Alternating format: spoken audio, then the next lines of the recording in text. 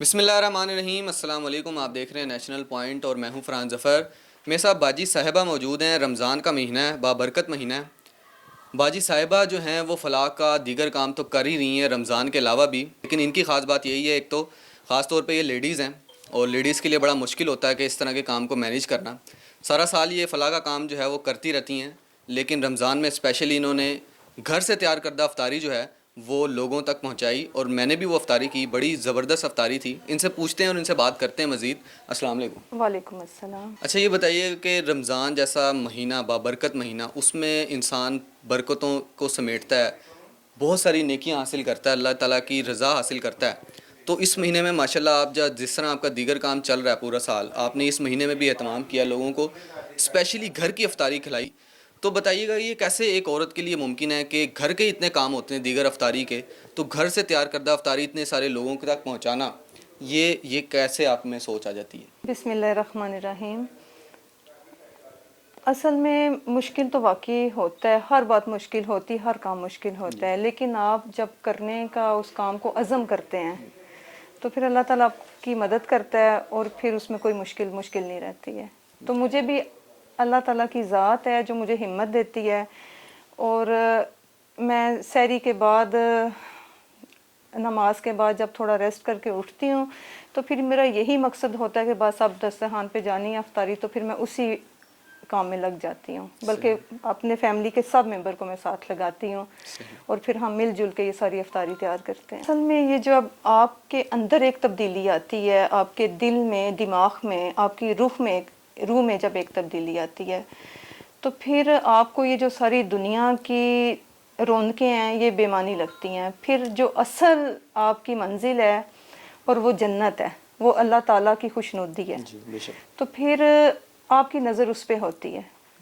अब जैसे ये जितने दुनिया के बेहतरीन खाने, मेरी नज़र अब इन पे नहीं है, मेरी नज़र उस जन्नत के खानों पे है माशाल्लाह, कि मैं वो खाना चाहती हूँ। ये सारी मेहनत भी मेरी इसीलिए है कि अल्लाह ताला वो नसीब करे मुझे, बल्कि जिस की भी ख्वाहिश है अल्लाह ताला उन सब को ये नसीब करे। और ये जो अल्लाह की मखलूक से प्यार है, ये समझ लें कि अगर आप दिल से ये सोचें जी,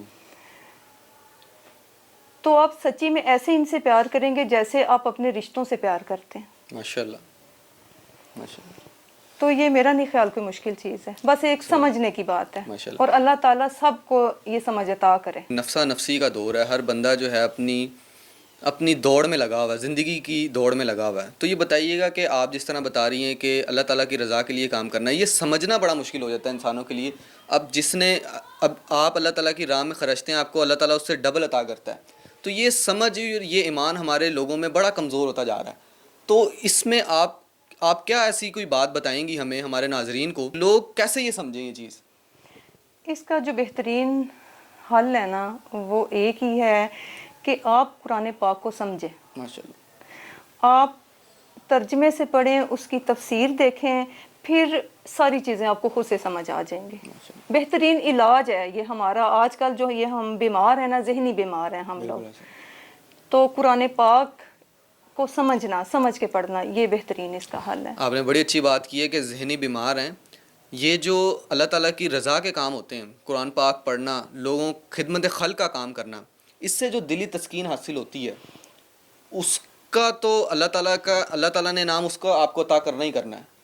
तो ये बड़ा ज़रूरी है, जो लोग देख रहे हैं उनके लिए भी। और बाजी साहिबा जो हैं वो एक औरत ज़ात हैं, और औरत ज़ात हो के उसके बावजूद ये इतना फ़लाह का काम कर रही हैं। लोगों को अफ्तारी जो है वो घर की बनी हुई साफ़ सुथरी अफ्तारी खिलाती हैं, और दीगर सारा साल भी इनके जो प्रोजेक्ट्स हैं वो चलते रहते हैं।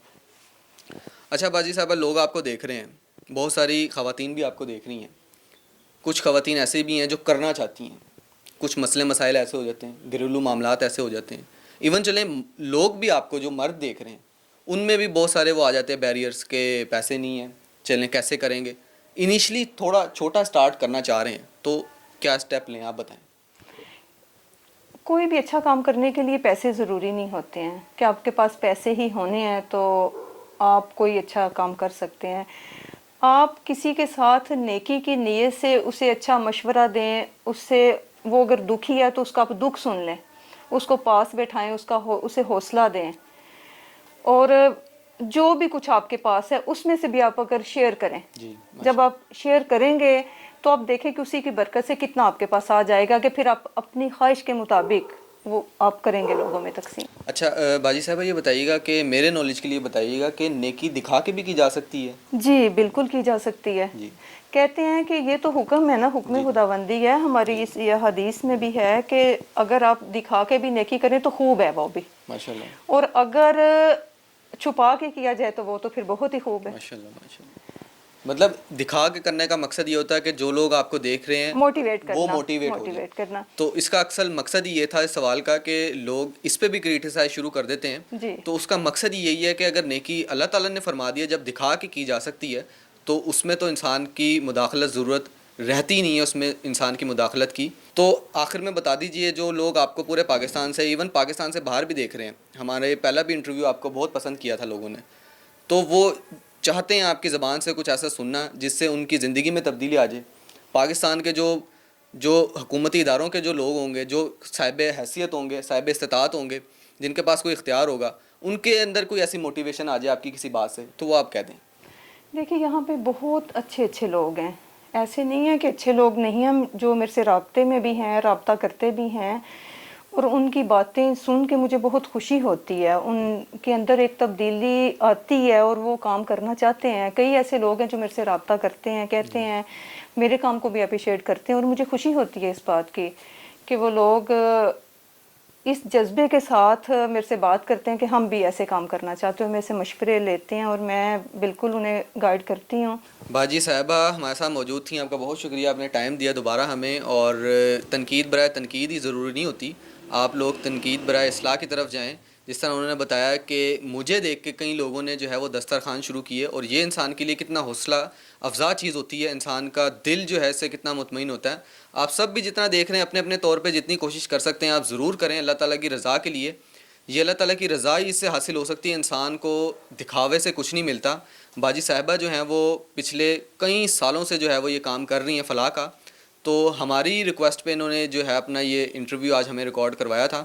اس کا مقصد یہ تھا کہ رمضان کے بابرکت مہینے میں گھر سے بنی ہوئی افطاری باہر لوگوں تک پہنچانا، یہ بھی ایک انسان کے لیے بڑا جو ہے وہ مشکل ترین کام ہوتا ہے، لیکن اللہ کی رضا کے لیے وہ یہ کام کر رہی ہیں، اور اس سے جو ان کو دلی سکون آتا ہے اور اس سے جو دنیاوی معاملات میں ان کے لیے آسانی پیدا ہوتی ہے وہ یہی جانتی ہیں، اور انہوں نے جو آپ تک ساری عوام تک ہمیں پہنچایا اور بتایا کہ اس سے کتنی آپ کو آسانیاں پیدا ہو سکتی ہیں۔